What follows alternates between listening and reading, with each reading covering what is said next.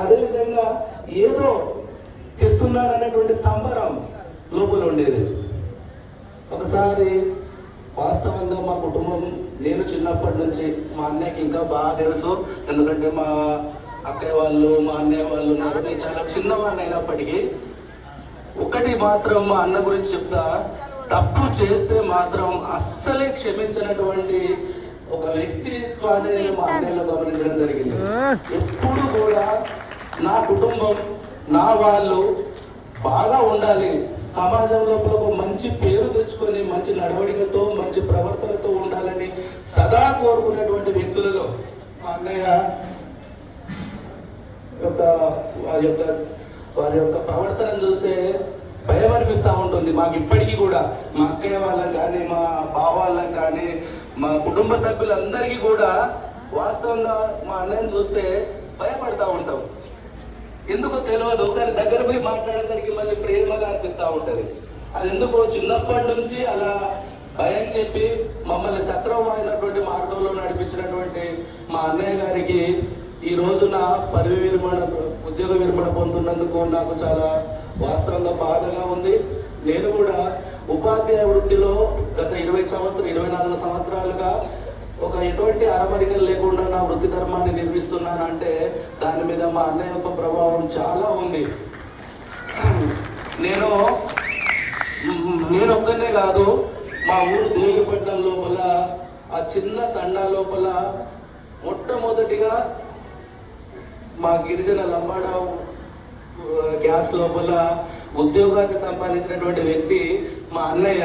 మా అన్నయ్యను ఆదర్శంగా తీసుకొని దాదాపు 20-25 మంది ఇప్పటికి ఇక్కడ వచ్చిండ్రు రైతులు, అందరూ కూడా అన్నయ్యను ఆదర్శంగా తీసుకొని అందరికి తలలో 4 లెక్క, ఒక మా కులం మా ఎస్టీ కులం వాళ్ళకి కాదు, అటు రెడ్డిస్ కానీ ఆ ఊరు లోపల ఉన్నటువంటి అందరి ఆదరాభిమానాలు పొందినటువంటి వ్యక్తి మా అన్నయ్య. నాకు ఒక్కోసారి అనిపిస్తూ ఉంటుంది, ఎప్పుడు ఊర్లోకి పోయినా రామ్దేవ్ బాగున్నావా, మీ అన్నయ్య ఎక్కడ ఉన్నాడు, మీ అన్నయ్య బాగున్నాడా, చాలా కష్టపడి చదివిండు అని చెప్పి అన్నప్పుడు నా మనసు లోపల కలిగేటువంటి అంటే దాని ఏమంటారు ఆ తృప్తి, ఆ ఆనందం అనిర్వచనీయం అనమాట. ఎప్పుడైనా నేను ఊళ్ళోకి పోయినప్పుడు 10-15 సంవత్సరాల తర్వాత ఊళ్ళోకి పోతే ఎప్పుడైనా పోయినప్పుడు అన్నయ్య ఎక్కడ ఉన్నాడు, అన్నయ్య బాగా కష్టపడ్డాడు, ఆ రోజులలో అన్నయ్య కూలి పనికి పోయేది, ఆ పని చేసేది, ఈ పని చేసేది, చేసి ఇంత స్థాయికి వచ్చిందా అని చెప్పి మాకే ఒక్కొక్కసారి ఆ ఊళ్ళో ఎవరిని గుర్తారు.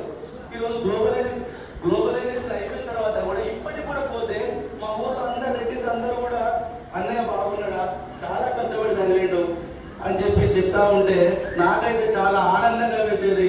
ఆ మధురానుభూతులన్నింటినీ కూడా మనసు లోపల దాచుకుంటూ మా అన్నయ్యను ఇంత గొప్పగా ఈ ఊరిలో ఆరాధిస్తున్నట్టు చిన్నప్పుడు పడినటువంటి కష్టం కావచ్చు, వాళ్ళతో మెలిగినటువంటి విధానం కావచ్చు, అవన్నీ కూడా మా అన్నయ్యను కీర్తి పతాకానికి తీసుకుపోయినాయని, అదేవిధంగా అన్నయ్య మొట్టమొదటిగా గురువుగా ఎంపిక కావడం జరిగింది.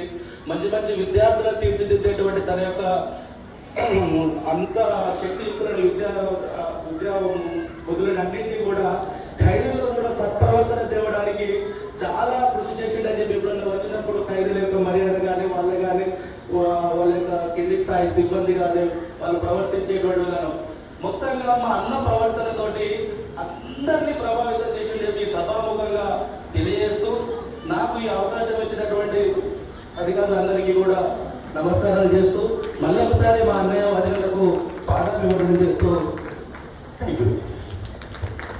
Thank you sir. Thank you very much. చాలా సున్నితమైనటువంటి మాటలతో హృదయానికి హత్తుకునేటువంటి మాటలు చెప్పారు శ్రీ సమ్మయ్య గారు. ఎంతో మందికి స్ఫూర్తిదాయకంగా నిలిచిపోయాలన్నటువంటి మాటని ఈ విధంగా మనం తెలుసుకున్నాం.